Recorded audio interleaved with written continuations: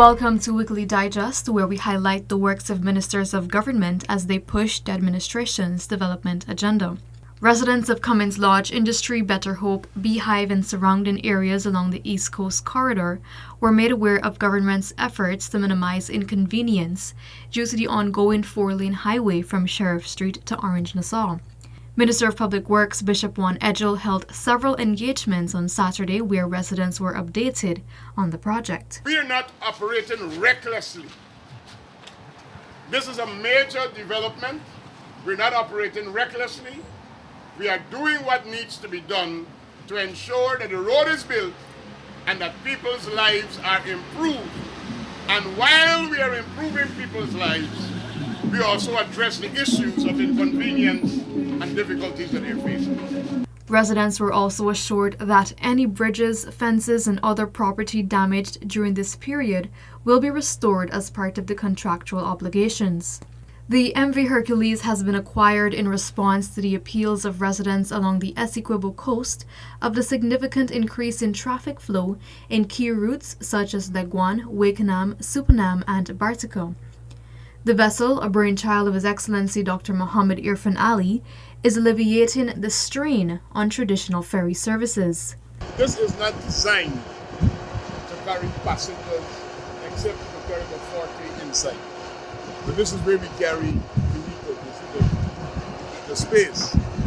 And you would have noticed recently in the media, during the time of the regatta, the Hercules, they would have shown pictures where people sit down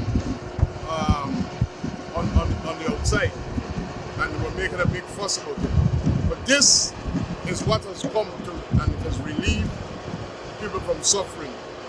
When you go with a boat, a regular ferry, you can only carry 32 vehicles. So when you pass 32 vehicles, you gotta wait for the next lane. With the Hercules, this is also sailing behind and making a big difference in the lives of people. As works continue on clearing the rubble from the collapsed roof of the Stabroek Market Wharf, government is satisfied with the pace of the 4 to 5 person manual operation.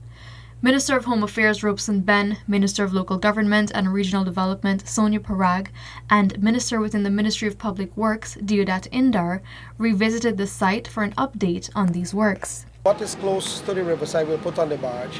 What is close to the side we'll put here and move with trucks. So this operation will continue today. The wait is finally over for 1,500 Guyanese after receiving their house lots during the Ministry of Housing and Water first major Dream Realized Housing Drive for 2024.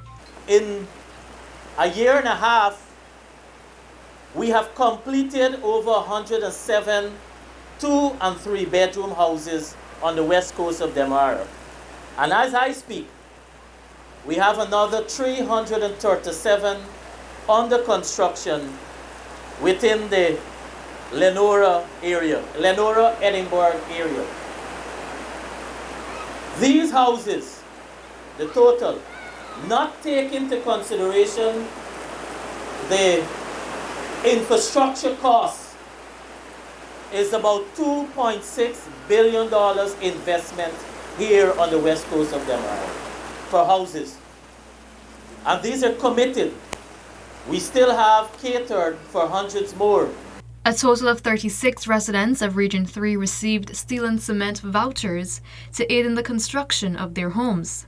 The distribution event took place in the compound of the Guyana Water Incorporated at Klein Powderin, West Bank, Demerara, Region 3. The aim is to ensure that people's lives are improved, that they have home ownership, that they have access to utilities, that they have access to jobs, and that they are overall economically empowered.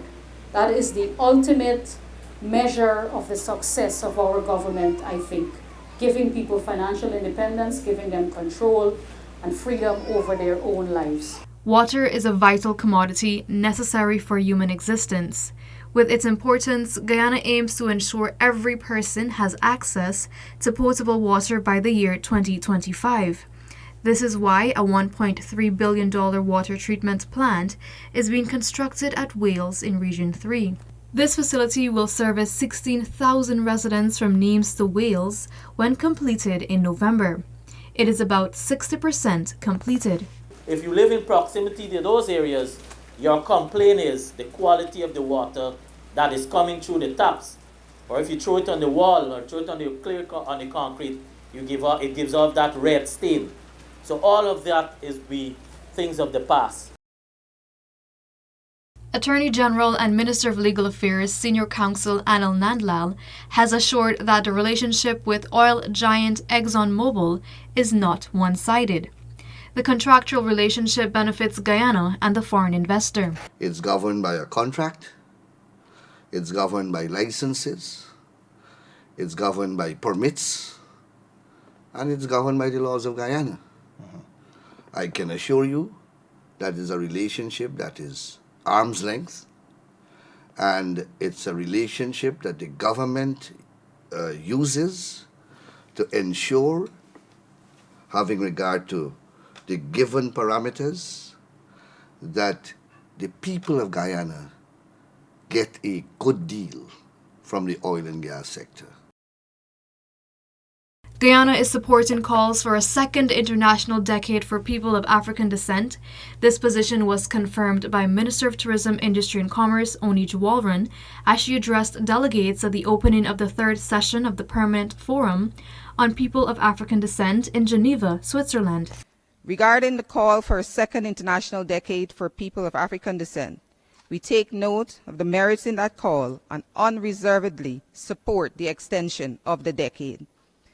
Guyana looks forward to contributing to the efforts toward improving the conditions of people of African descent, both by supporting the work of this forum and by continuing to craft and implement programs that will redound to the benefit of Guyanese of African descent. Female entrepreneurs are being encouraged to break glass ceilings in the business sector by Minister of Human Services and Social Security, Dr. Vindhya Prasad. This charge was made in anticipation of the 4th edition of We Lift, a platform that celebrates the innovation and strides that Guyanese businesswomen have made. It is really coming together in this unified way, creating a movement of women entrepreneurs and telling them not to limit themselves, so that when they succeed in one area, they must progress to the next step, because we want women to understand that they have opportunities equally. This has brought us to the end of this edition of Weekly Digest. For these and other government-related stories, do log on to our website at dpi.gov.gy and our social media platforms as well. Goodbye.